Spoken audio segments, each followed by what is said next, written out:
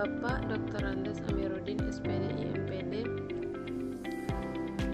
Selanjutnya perkenalkan, saya Misnawati dari lokal 4 PAIB akan memenuhi syarat untuk melakukan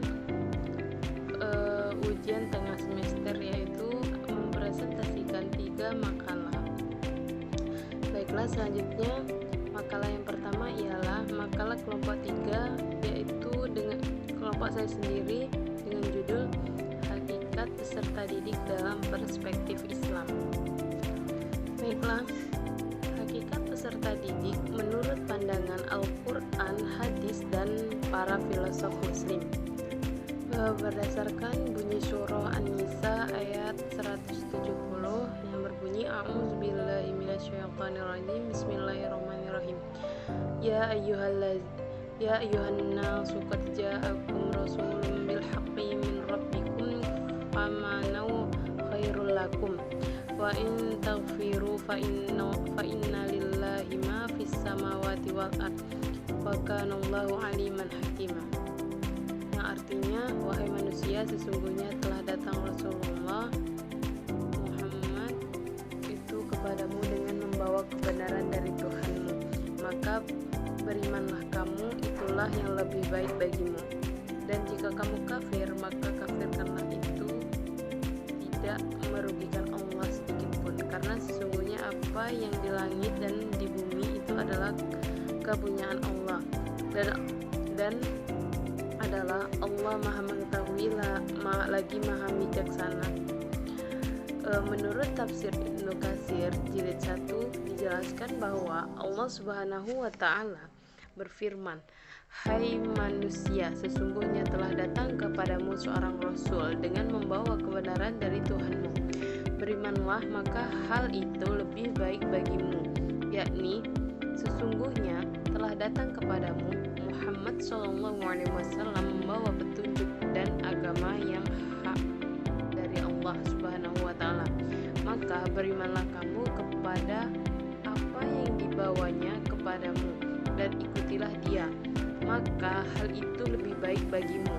Kemudian Allah Ta'ala berfirman, dan jika kamu kafir, maka sesungguhnya kepunyaan Allah lah apa yang ada di langit dan apa yang ada di bumi. Maksudnya, dia tidak membutuhkan dan keimanannya, serta dia pun tidak menjadi mudarat karena kekafiranmu. Hal ini sebagaimana firman Allah Subhanahu wa Ta'ala. Dan Musa berkata, jika kamu dan orang-orang yang ada di muka bumi semuanya kafir, maka sesungguhnya Allah Maha Kaya lagi Maha Terpuji. Dari sanalah Allah berfirman, adalah Allah Maha Mengetahui lagi Maha Bijaksana. Siapa di antara kamu yang berhak mendapat hidayah lalu ditunjukkannya, dan siapa yang berhak mendapatkan kesesatan lalu disesatnya. Selanjutnya diriwayatkan dari Nabi Muhammad SAW bahwa beliau bersabda, "Man ta'allama baban minal ilmi yu'alliman nasa a'tiyalahu thawaban sab'ina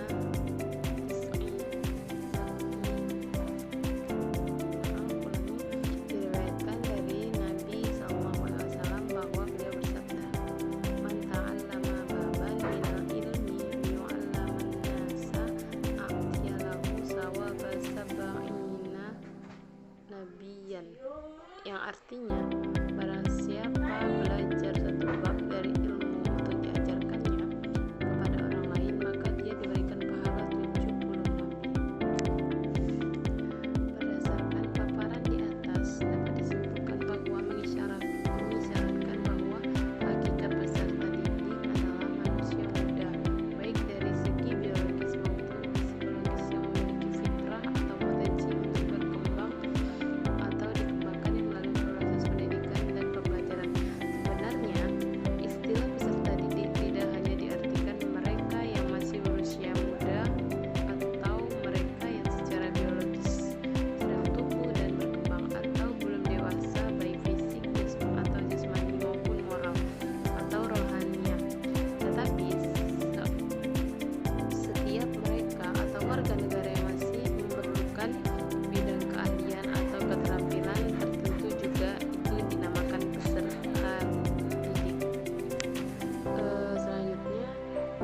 peserta didik menurut pendapat filosofis. Segala hal yang harus dipenuhi peserta didik dalam proses belajar mengajar disebut diuraikan oleh Imam Al-Ghazali dalam kitabnya Ayyahul Walad yang dapat diringkas, yaitu yang pertama, seorang peserta didik adalah menjauhkan diri dari perbuatan keji, mungkar, dan maksiat. Dengan itu ia akan memperoleh ilmu yang bermanfaat baik dunia maupun akhirat. Adapun peserta didik yang tidak dapat menghindarkan diri dari perbuatan maksiat, ia paling hanya akan memperoleh ilmu yang bermanfaat baik kehidupan dunia, karena perbuatan maksiat itu merupakan racun ilmu pengetahuan yang bermanfaat bagi kehidupan akhirat.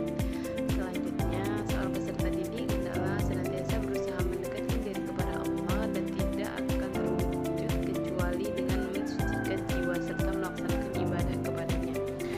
Selanjutnya, seorang peserta didik adalah memusatkan perhatiannya atau konsentrasi terhadap ilmu yang sedang dikaji dan dipelajarinya. Ia harus mengurangi ketergantungan kepada masalah dunia. Sedangkan seorang peserta didik jangan menyibukkan diri dengan ilmunya dan jangan menentang pendidikannya, tetapi menyerah sepenuhnya kepada pendidikan dengan keyakinan kepada segala nasihatnya. Hendaklah setiap seorang peserta didik tidak melibatkan diri dari perdebatan atau diskusi tentang segala ilmu pengetahuan baik yang bersifat keduniaan maupun keakhiratan sebelum terlebih dahulu mengkaji dan memperkokoh pandangan. Selanjutnya, Al-Ghazali itu menetapkan 4 akhlak peserta didik, yaitu memuliakan pendidikannya dan bersikap rendah hati. Selanjutnya, merasa satu bangunan dengan peserta didik lainnya sehingga dapat menyayangi dan tolong menolong. Selanjutnya, menjauhkan diri dari pembelajaran berbagai mazhab yang dapat menimbulkan kekacauan dan pikiran. Yang terakhir, tidak hanya mempelajari satu ilmu saja, melainkan mempelajari berbagai ilmu yang dapat mencapai tujuan dari masing-masing ilmu tersebut. Selanjutnya, berdasarkan paparan di atas dapat disimpulkan bahwa adab peserta didik terhadap pendidikan adalah adab paling penting yang harus dimiliki oleh seorang peserta didik. Seorang peserta didik hendaklah dia menganggap pendidikannya sebagai seorang pengajar dan pendidik yang mengajarkan ilmu padanya, serta sebagai pendidik yang membimbingnya pada budi pekerti yang baik, yaitu hakikat peserta didik dalam Islam. Pengertian peserta didik secara umum itu dalam bahasa Indonesia digunakan beberapa istilah yang mengisyaratkan seseorang adalah peserta didik, seperti anak didik, murid, siswa, dan mahasiswa. Penggunaan istilah tersebut seringkali dikaitkan dengan jenjang pendidikan, namun istilah yang umum adalah peserta didik yang bukan saja cocok untuk semua jenjang pendidikan, tetapi digunakan pula untuk pendidikan orang dewasa. Misalnya antara lain ketika seorang mengikuti pendidikan dan latihan tingkat tinggi untuk bidang keahlian khusus bagi seorang pimpinan institusi pemerintah dan sebagainya. Sedangkan secara terminologi, peserta didik adalah anak didik atau individu yang mengalami perubahan perkembangan sehingga masih memerlukan bimbingan dan arahan dalam membentuk kepribadian serta sebagai bagian dari struktural proses pendidikan. Dengan kata lain, peserta didik adalah seorang individu yang tengah mengalami fase perkembangan atau pertumbuhan baik dari segi fisik atau mental maupun pikiran. Namun secara definitif yang lebih detail, para ahli telah menuliskan beberapa pengertian tentang peserta didik. Merupakan orang yang belum dewasa dan memiliki sejumlah potensi atau kemampuan dasar yang masih perlu dikembangkan. Dalam filsafat umum, disinilah saat yang tepat untuk terjadinya proses asosiasi dalam pemikiran seseorang, di mana ia akan mencerna sendiri apa-apa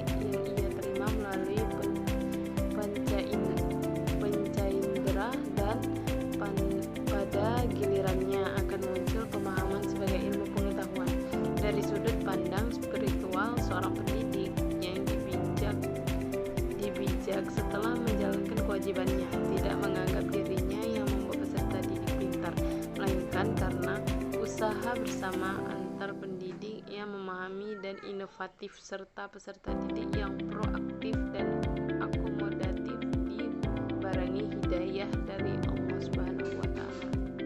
Sedangkan secara etimologis peserta didik berarti orang yang menghendaki, sedangkan menurut arti terminologi murid adalah pencari hakikat di bawah bimbingan dan arahan seorang pembimbing spiritual atau mursyid. Penyebutan murid ini juga dipakai untuk menyebut peserta didik pada sekolah tingkat dasar dan menengah atau di perguruan tradisional. Sementara untuk perguruan tinggi lazimnya disebut dengan mahasiswa. Secara yuridis, peserta didik menurut ketentuan umum Undang-Undang Republik Indonesia Nomor 20 Tahun 2003 tentang Sistem Pendidikan Nasional, yaitu peserta didik adalah anggota masyarakat yang berusaha mengembangkan potensi diri melalui proses pembelajaran yang tersedia pada jalur, jenjang, dan jenis pendidikan tertentu. Peserta didik adalah makhluk yang sedang berada dalam proses perkembangan dan pertumbuhan menurut fitrahnya masing-masing. Dari beberapa pandangan dapat disimpulkan bahwa peserta didik adalah individu yang mendapatkan pelayanan pendidikan sesuai dengan bakat, minat, dan kemampuan agar tumbuh dan berkembang dengan baik serta memiliki kepuasan dalam menerima pelajaran yang diberikan oleh gurunya. Selanjutnya, siapakah sesungguhnya peserta didik itu? Sederhananya setiap sumber daya manusia yang memerlukan pendidikan. Maka memerlukan pendidikan tidak hanya diartikan bahwa yang bersangkutan memiliki pemahaman dan kesadaran untuk memperoleh suatu pendidikan atau terdaftar atau tercatat di lembaga pendidikan. Namun lebih jauh lagi adalah setiap orang, setiap anak, atau setiap sumber daya manusia yang memerlukan konstitusi atau yuridis, kultural, sosial, dan individual seharusnya memperoleh pendidikan. Dalam term Islam, seseorang peserta didik dikenal dengan istilah tolib. Kata tolib berasal dari akar kata talaba yutolibu yang berarti mencari atau menuntut. Mengapa pentingnya peserta didik memerlukan pendidikan Islam? Karena peserta didik memerlukan pendidikan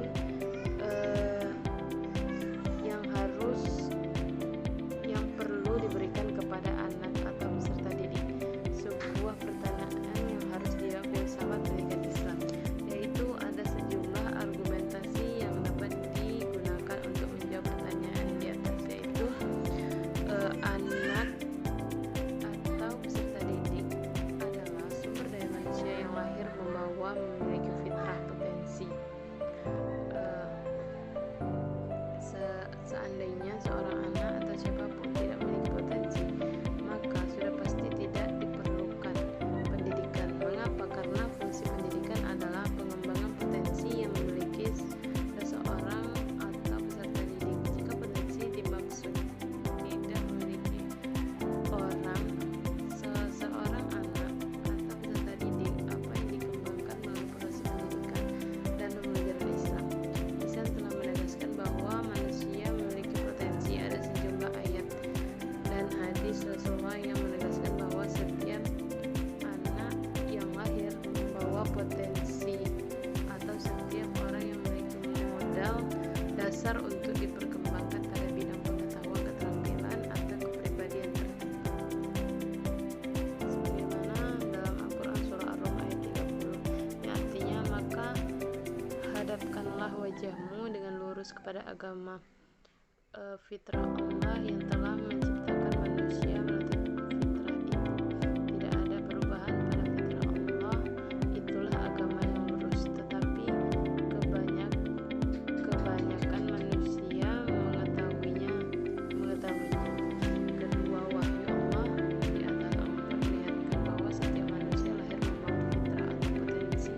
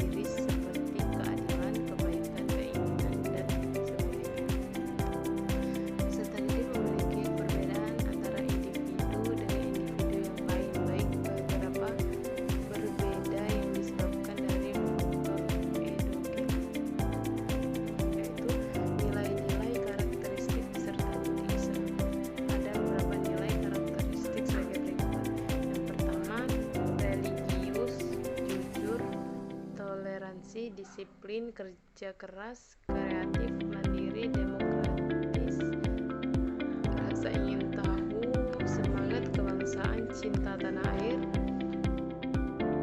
menghargai prestasi, bersahabat atau berkomunitif, cinta damai, gembira membaca, peduli lingkungan, peduli sosial, dan bertanggung jawab.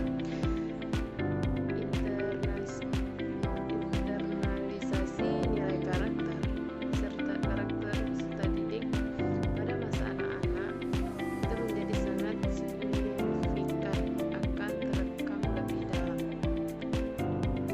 Individu yang berkarakteristik baik atau unggul adalah seorang yang berusaha melakukan hal-hal yang terbaik terhadap Tuhan, dirinya, sesama, lingkungan, bangsa dan negara, serta dunia internasional pada umumnya, dengan mengoptimalkan potensi pengetahuan dirinya dan disertai dengan kesadaran emosi dan motivasinya.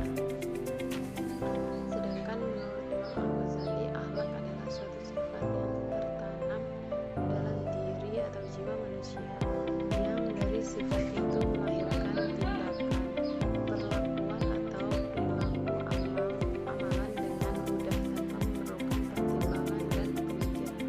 Setelah dijelaskan secara terpisah mengenai pengertian pendidikan dan pengertian akhlak, maka dapat disimpulkan bahwa pendidikan akhlak adalah pendidikan yang mengenai dasar-dasar akhlak dan ketentuan perangai tabiat yang harus dimiliki dan dijadikan kebiasaan oleh anak sejak masa analisa sampai menjadi seorang mukallaf. Semua definisi akhlak secara substansial tampak saling melengkapi dengan 5 ciri. Pertama, akhlak adalah perbuatan yang telah tertanam kuat dalam jiwa seseorang sehingga telah menjadikan kepribadiannya. Akhlak adalah perbuatan yang dilakukan dengan mudah tanpa pemikiran. Akhlak adalah perbuatan yang timbulnya dari dalam diri orang yang mengerjakan tanpa paksaan. Baiklah, selanjutnya makalah kelompok 10 dengan judul Wacana Filosofis Pendidikan Islam dalam Pemikiran Para Tokoh.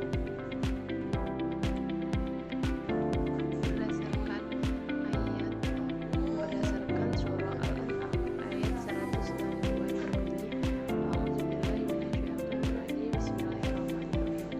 Qul inna sholati wa nusuki wa mahyaya wa mamati lillahi rabbil alamin. Artinya, katakanlah Muhammad, sesungguhnya sholatku, ibadahku, hidupku dan matiku hanyalah untuk Allah, Tuhan seluruh alam. Berdasarkan dari ayat di atas, menurut Imam Al-Ghazali, itu dengan Imam Al-Ghazali, nama lengkap Abu Hamid Muhammad bin Muhammad Al-Ghazali, itu sebagai tokoh filosofis Muslim. Dalam pemikiran Al-Ghazali tentang pendidikan, yaitu tujuan pendidikannya adalah suatu yang diharapkan tercapainya sebuah usaha atau kegiatan yang sesuai menurut Al-Ghazali tujuan pendidikan. Di antaranya pemikiran tentang pendidikan Islam dapat dilihat dari 3 buku karangannya, yaitu Fatihah, Alkitab, Ayyuha, Al-Walad, dan Ihya Ulumuddin. Dari karangan itu terlihat jelas bahwa Al-Ghazali merupakan sosok ulama yang menaruh perhatian terhadap proses internalisasi ilmu pengetahuan dan pelaksanaan pendidikan. Menurut Al-Ghazali, proses internalisasi ilmu pengetahuan dan pendidikan merupakan sarana utama untuk menyiarkan ajaran Islam dan memelihara jiwa. Oleh karena itu, pendidikan merupakan ibadah dan upaya peningkatan kualitas diri. Pendidikan yang baik merupakan jalan untuk mendekatkan diri kepada Allah dan mendekatkan kebahagiaan dunia, yaitu tujuan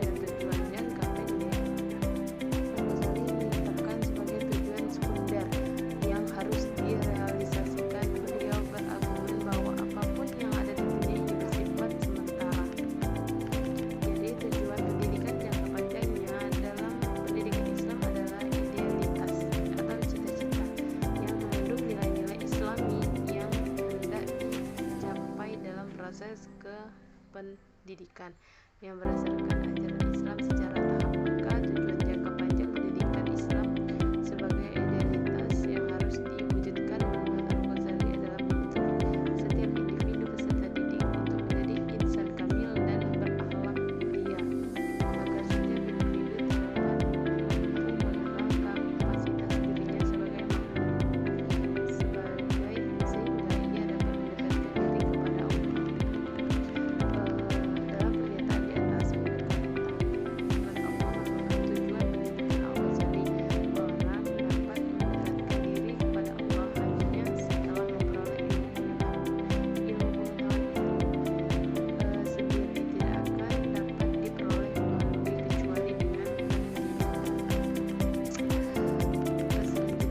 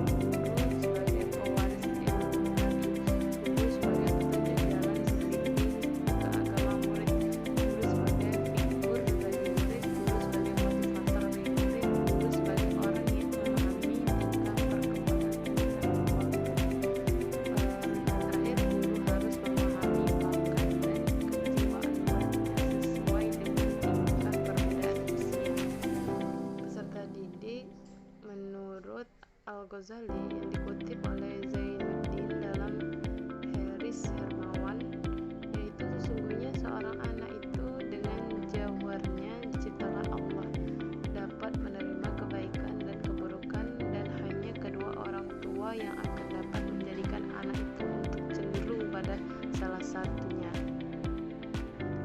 Selanjutnya, konsep guru Al-Ghazali berpendapat bahwa dalam rangka mencapainya tujuan yang direncanakan dalam proses belajar mengajar, murid pun harus memenuhi tugas dan tanggung jawab, antara lain mendahulukan kesucian jiwa, bersedia merantau untuk mencari ilmu pengetahuan. 3. Jangan menyombongkan ilmu dan menentang guru. 4. Mengetahui dudukan ilmu pengetahuan. Selanjutnya, kurikulum yang disusun oleh Al-Ghazali sesuai dengan pendapat mengenai tujuan pendidikan, yakni mendekatkan diri kepada Allah. Dari segi khususnya, Al-Ghazali membagikan ilmu pengetahuan menjadi ilmu syariah dan ilmu ghair syariah. Lebih lanjutnya, beliau menjelaskan sebagai berikut: ilmu syariah dibagi menjadi 4 macam, yaitu ilmu usul atau ilmu pokok, diantaranya kitabullah, sunnah rasul, ijma, dan atsar sahabat. Ilmu furu' yaitu ilmu cabang, diantaranya ilmu fikih, ilmu nahwu, ilmu wal hati, dan akhlak. Ilmu muqaddimah, ilmu pengantar, yaitu ilmu yang dibutuhkan untuk mempelajari ilmu usul seperti ilmu lughah, bahasa, dan ilmu nahwu gramatikal. Ilmu pelengkap yaitu seperti yang berkaitan dengan Al-Quran, misalnya ilmu makharijul huruf, walfaz, dan qiraatul Quran. Ilmu ghairu syariah dibagi menjadi beberapa, yaitu ilmu terpuji, yaitu mahmudah, yaitu ilmu yang dibutuhkan dalam hidup. Selanjutnya, ilmu yang diperoleh mubahat, yaitu ilmu yang kebudayaan seperti sejarah.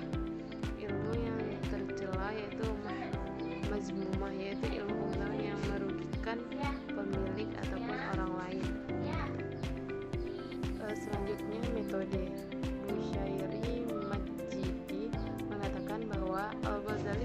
seorang ulama besar yang banyak pengalaman dan pendidikan pengajaran, telah meletakkan petunjuk bagi pelajar untuk mencapai keberhasilan dalam menuntut ilmu. Berkaitan dengan itu, ada beberapa metode yang dikemukakan oleh Al-Ghazali, yaitu metode keteladanan dan metode hafalan dan metode pendidikan fitrah. Selanjutnya, metode pengajaran dalam hukuman. Sedangkan menurut Muhammad Abduh itu tokoh ini mempunyai nama lengkap, yaitu Muhammad Ibnu Abdullah bin Hasan Khairullah. Tokoh ini akrab dipanggil dengan sebutan Muhammad Abduh. Dia lahir pada tahun 1266 Hijriah. Pendidikan dasar Muhammad Abduh untuk kali pertama diterima dari orang tuanya sendiri melalui pelajaran tulis baca.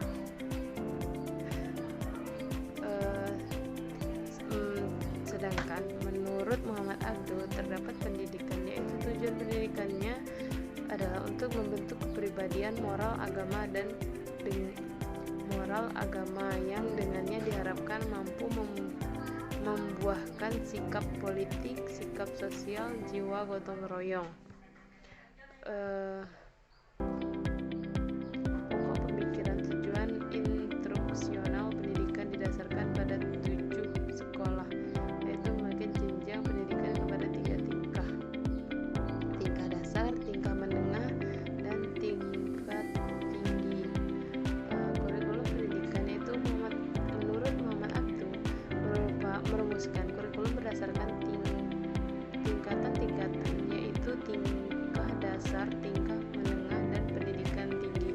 Pengorganisasian ini didasarkan pada pembagian manusia sebagai dengan lapangan pekerjaan yang akan mereka geluti. Dalam menyusun materi ini, ia selalu merujuk kepada tujuan pendidikan dasar, yaitu di dalamnya ada akidah Islam, berisi tentang ringkasan akidah Islam, dan fikih dan akhlak, dan pelajaran fikih meliputi masalah halal dan haram,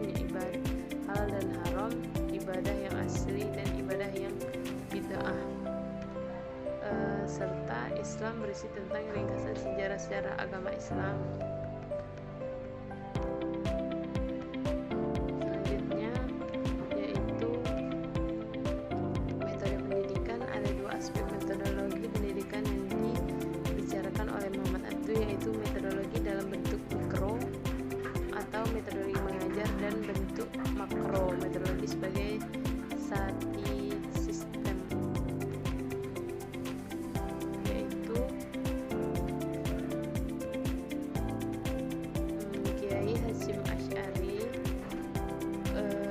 Kiai Hasyim Asy'ari lahir pada tanggal 14 Februari 1871 di desa Gedang, sekitar 20 km dari sebelah timur Jombang. Belajar menurut Hasyim Asy'ari merupakan ibadah yang mencarikan ridho Allah yang mengantarkan manusia untuk memperoleh kebahagiaan dunia akhirat. Menurut Kiai Hasyim Asy'ari merupakan sumber daya segala ilmu, induk ilmu yang paling penting dari sekian macam banyak ilmu. Semua ilmu berasal dari Al-Quran. Bahkan sebelum ilmu itu ada, Al-Quran sudah menjelaskan ilmu dengan pembuktian kejadian-kejadian alam. Pandangan Kiai Hasyim Asy'ari terhadap pendidikan, yaitu Kiai Hasyim Asy'ari menekankan tentang tujuan pendidikan Islam sesuai dengan isi kitab. Dia terjemah oleh Muhammad Khalud. Tujuan akhir ilmu adalah pengalamannya, karena amal merupakan buah dari ilmu. Di samping ini juga merupakan tujuan hidup dan sebagai bekal akhirat kelak. Barang siapa yang terlepas dari ilmu, dia akan rugi. Tujuan adalah dunia cita, yakni suatu ideal yang ingin diwujudkan. Selain itu juga tujuan pendidikan Muhammad Hasyim Asy'ari ada 2: menjadi insan yang bertujuan mendekatkan diri kepada Allah, dan insan yang bertujuan mendapatkan kebahagiaan dunia dan akhirat. Karakteristik guru menurut Kiai Hasyim Asy'ari menyebutkan yang harus dimiliki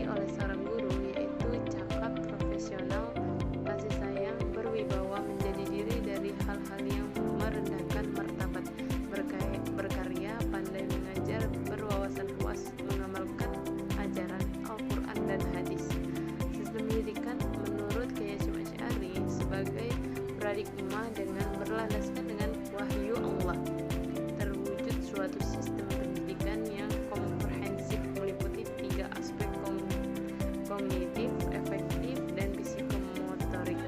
Ada beberapa nilai yang dikembangkan dalam pengelolaan sistem pendidikan Islam, yaitu antara lain nilai teosentris, nilai sukarela, dan mengabadikan nilai kreativitas, kearifan, nilai kesederhanaan, nilai kebersamaan, restu pemimpin atau kiai.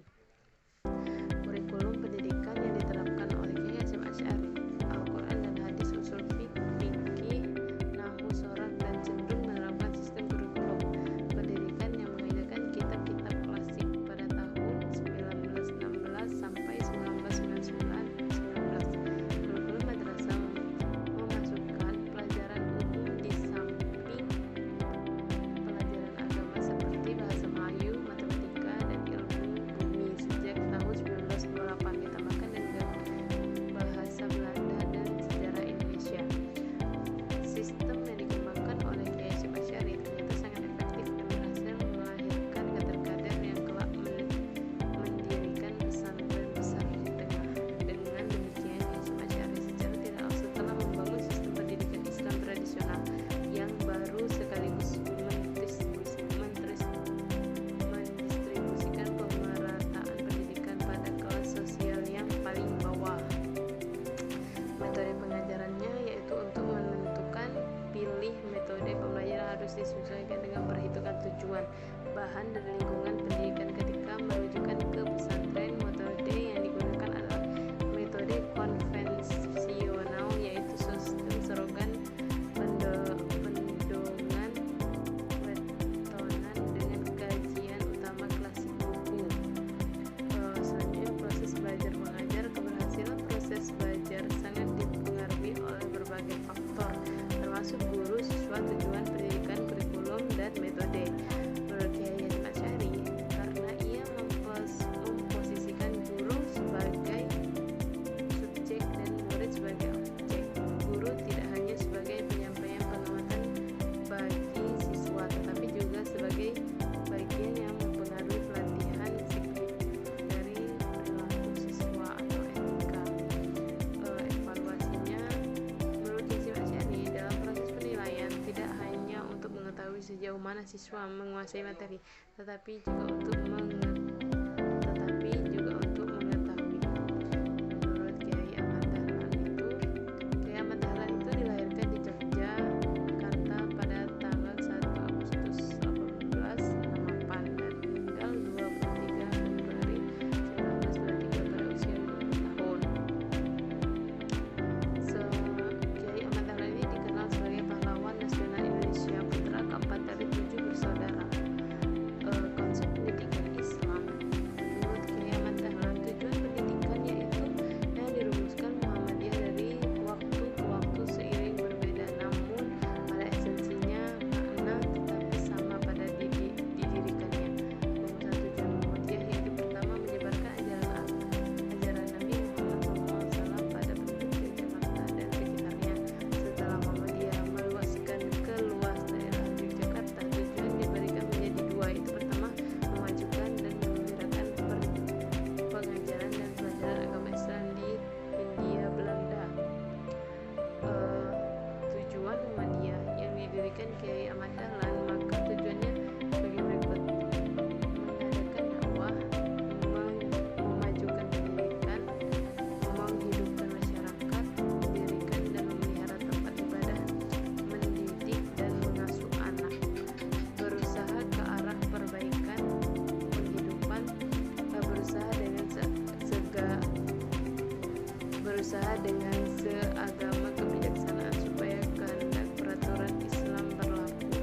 Metode pembelajaran menurut Kiai Ahmad Dahlan, sistem pendidikan yang berkembang di Indonesia yaitu pendidikan pesantren dan pendidikan barat. Pandangan Kiai Ahmad Dahlan, Kiai Haji Ahmad Dahlan, ada 2 problem madrasah yang berkaitan dengan lembaga pendidikan di kalangan umat, khususnya lembaga pendidikan pesantren, yaitu materi pembelajaran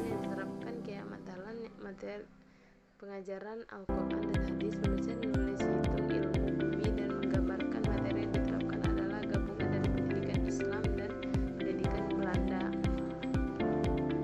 Selanjutnya kurikulumnya yang diterapkan Kementerian yaitu muatan kurikulum dalam sekolah Muhammadiyah lebih memberikan muatan yang besar pada ilmu-ilmu umum, sedangkan dalam aspek keagamaan minimal alumni sekolah Muhammadiyah dapat melaksanakan ibadah sholat 5 waktu. Pendidikan atau guru adalah orang dewasa yang membimbing anak agar anak tersebut bisa menunjukkan ke arah kedewasaan sifat bertanggung jawab yang harus dimiliki oleh seseorang pendidik. Selanjutnya makalah dari kelompok 7 dengan judul Hakikat Evaluasi dan Pengembangan dalam Perspektif Pendidikan Islam. Menurut pandangan Al-Quran, surah Al-Baqarah ayat 284 itu memiliki makna mengira, menafsirkan, menghitung, dan menganggap. Misalnya dalam Al-Quran, A'udzubillahi minasyaitonirrajim, Bismillahirrahmanirrahim, wa in tubdu ma fi anfusikum aw tukhfuhu yuhasibukum billah fayaghfiru liman yasha'u wa yu'adzibu man yasha'u wallahu 'ala kulli syai'in qadir, yang artinya, dan jika kamu menampakkan apa yang ada di hatimu atau kamu menyembunyikannya, niscaya Allah akan membuat perhitungan dengan kamu tentang perbuatan itu. Niscaya Allah akan membuat perhitungan dengan kamu berbuat itu, maka Allah akan mengampuni bagi setiap yang dikehendakinya.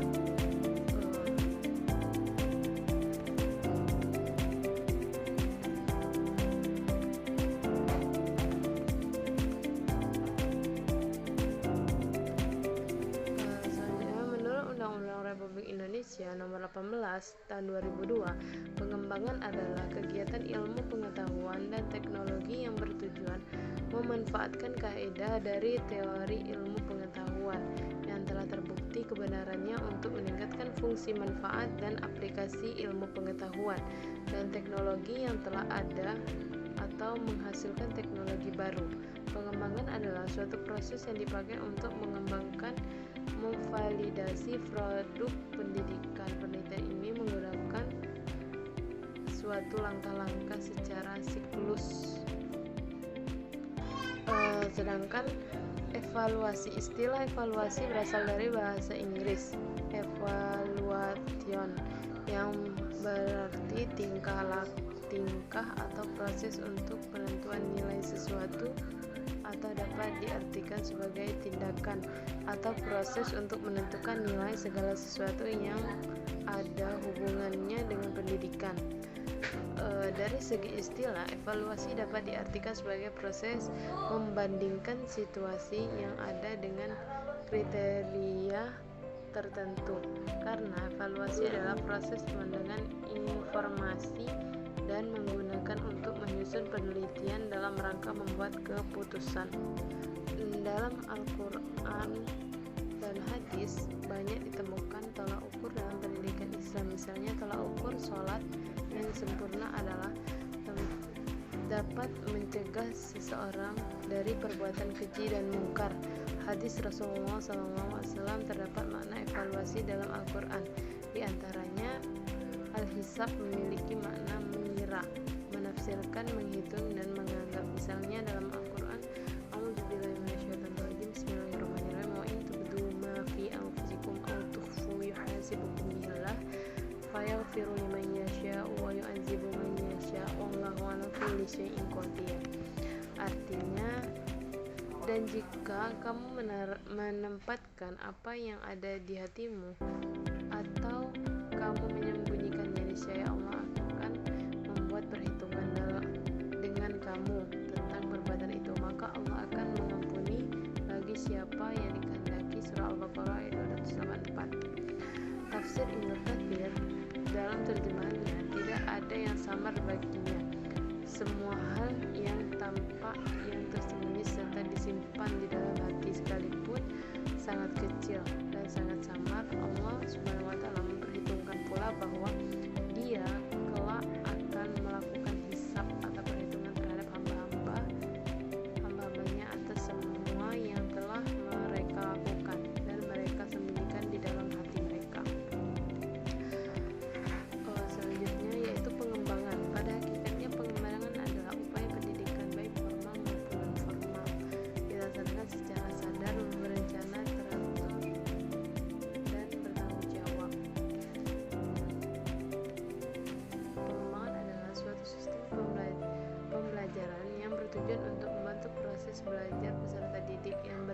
serangkai peristiwa yang direncanakan untuk mempengaruhi dan mendukung terjadinya proses belajar yang bersifat internal atau segala upaya untuk menciptakan kondisi dengan sengaja agar tujuan pembelajaran dapat tercapai. Dari beberapa pendapat para ahli yang ada ditarik kesimpulannya bahwa pengembangan merupakan suatu usaha yang dilakukan secara sadar, berencana, dan terarah untuk membuat atau memperbaiki sehingga menjadi produk yang semakin bermanfaat. Sedangkan tujuan, evaluasi, dan pengembangannya itu adalah secara sederhana. Tujuan evaluasi pendidikan dapat dirumuskan seperti mengetahui kemajuan belajar peserta didik serta menjalani pendidikan agama jangka waktu tertentu dan mengetahui tingkat efisiensi metode-metode pendidikan yang digunakan selama jangka waktu tertentu.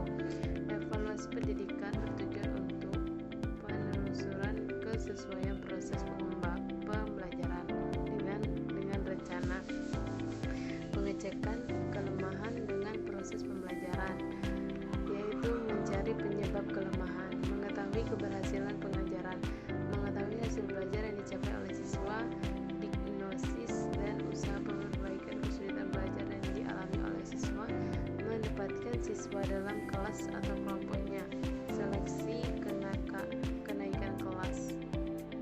Selanjutnya, pemberian bimbingan atau penyuluhan.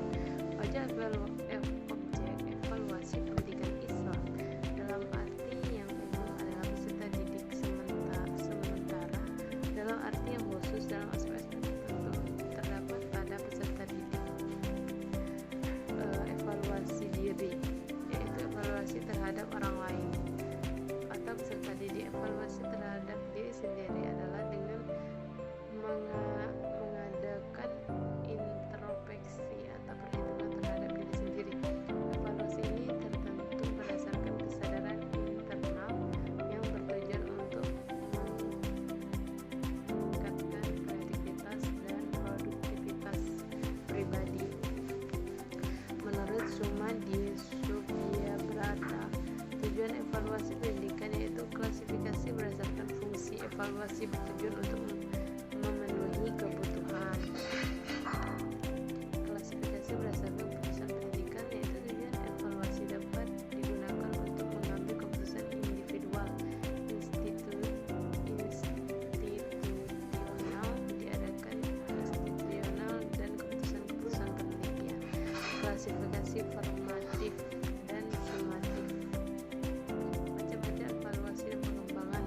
Secara harfiah, kata tes berasal dari bahasa Prancis kuno testum dengan arti piring untuk menyihirkan logam-logam mulia. Dalam segi istilah, dimaksud dengan tes adalah alat pengukur yang mempunyai standar yang objek sehingga dapat digunakan secara meluas serta dapat betul-betul digunakan untuk mengajukan dan membandingkan keadaan psikis atau tingkah laku individu. Banyak atau alat instrumen yang dapat digunakan dalam kegiatan evaluasi, salah satunya adalah tes di sekolah. Bentuk non-tes sebagai instrumen evaluasi. Non-tes adalah cara penelitian hasil belajar peserta didik dilakukan tanpa mengujinya peserta didik, tapi dengan melakukan pengamatan secara sistematis. Teknis evaluasi non. Pada prinsip setiap melaksanakan evaluasi pembelajaran kita dapat menggunakan teknis tes dan non-tes, sebab hasil belajar atau aspek pembelajaran bersifat aneka ragam.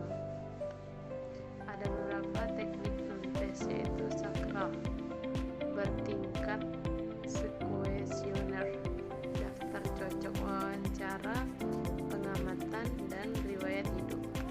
Syarat-syarat dan prinsip-prinsip evaluasi pendidikan Islam. Sebagaimana evaluasi pendidikan pada umumnya, evaluasi pendidikan Islam harus menerapkan prinsip evaluasi yang terdiri dari prinsip berkesinambungan, prinsip menyeluruh, dan prinsip objektif, prinsip sistematis.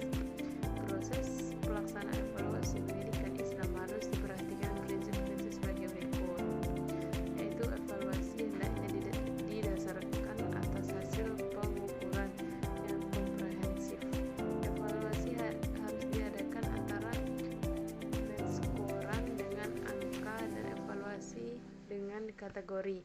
Dalam proses pemberian nilai hendaklah diperhatikan macam-macam evaluasi, yaitu ada evaluasi yang non-reference dan orientation. Yang pertama berkenaan dengan hasil belajar. Pemberian nilai hendaknya merupakan integrate belajar mengajar. Evaluasi hendaknya dibandingkan antara satu tahap evaluasi dengan tahap evaluasi lain. Sistem evaluasi yang digunakan hendaknya jelas.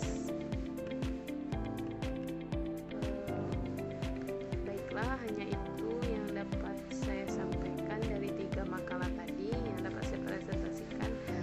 Lebih dan kurangnya saya mohon maaf apabila ada kekurangan dari saya. Wabillahi taufiq, saya akhiri, wallahul muwaffiq ila aqwamit